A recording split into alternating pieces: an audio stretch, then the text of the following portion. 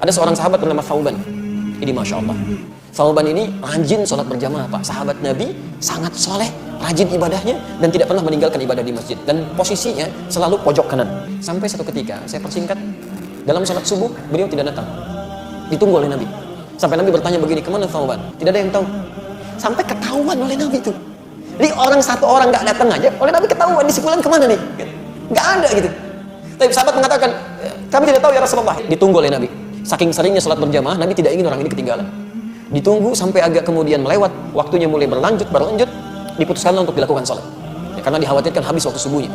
Sholat ditunaikan, selesai menunaikan sholat, diputuskan untuk menengok sahabat tadi. Anda tahu ketika menengok itu, ditelusuri jalan ke rumahnya, itu ternyata jarak yang ditempuh 3 jam.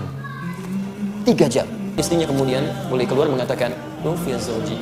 "Aina Thauban?" "Kemana Thauban?" kata Rasulullah SAW. Kata istrinya, "Laqad tuwfiya." Dia sudah wafat. Lalu Nabi berkata, "Apakah ada yang terjadi sebelum dia meninggal?" Kata istrinya, "Saya tidak merasa ada yang istimewa, tapi saya tidak memahami 3 kalimat yang diucapkan." Mahya apa itu? Nah, ini hikmahnya yang harus kita tangkap. Sebelum beliau meninggal dalam sakaratul mautnya, beliau mengatakan, "Kenapa nggak lebih jauh lagi?" katanya. Kalimat pertama, saya tidak paham itu. Kalimat kedua, "Kenapa bukan yang baru?" katanya kan? Kenapa bukan yang baru? Dan kalimat ketiga, "Kenapa tidak semuanya aja?" Tapi Rasulullah SAW tersenyum, lantas menyampaikan, turun berita dari langit menyampaikan, teman-teman sekalian, ketika Thauban mengatakan kenapa tidak lebih jauh lagi, kita mesti pahami, sebelum seseorang meninggal dunia dalam sakaratul mautnya, itu akan ditampakkan keadaan amalnya. Nah, ini ditampakkan bahwa ketika beliau berangkat ke masjid itu ditampakkan pahala-pahala kebaikannya. Maka dia katakan, "Ya Allah, kenapa nggak lebih jauh lagi masjidnya? Sehingga ketika saya jalan itu mendapatkan lebih daripada itu." Bukankah langkah pertamanya mengangkat derajat di sisi Allah? Langkah keduanya menggugurkan dosa yang di bawah?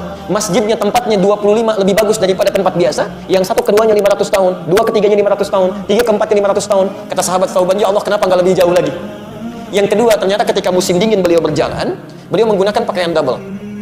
Yang paling dalam itu pakaian barunya, yang luar pakaian lamanya. Di jalan bertemu dengan seorang kedinginan, maka dilepaskanlah pakaian yang luar yang lamanya, dipakaikan pada orang tadi supaya tidak kedinginan. Ketika ditampakkan pahalanya, beliau berkata, "Ya Allah, kenapa bukan yang baru yang dulu saya pernah berikan? Kenapa bukan yang baru?" Allahu Akbar. Dan terakhir mengatakan, kenapa bukan semuanya?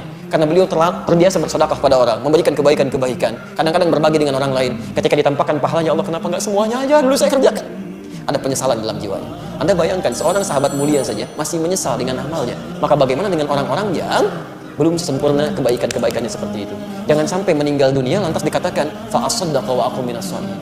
Beri kesempatan, ya Allah, walau sebentar. Saya ingin berbuat baik, saya ingin berbuat baik, saya ingin berbuat baik.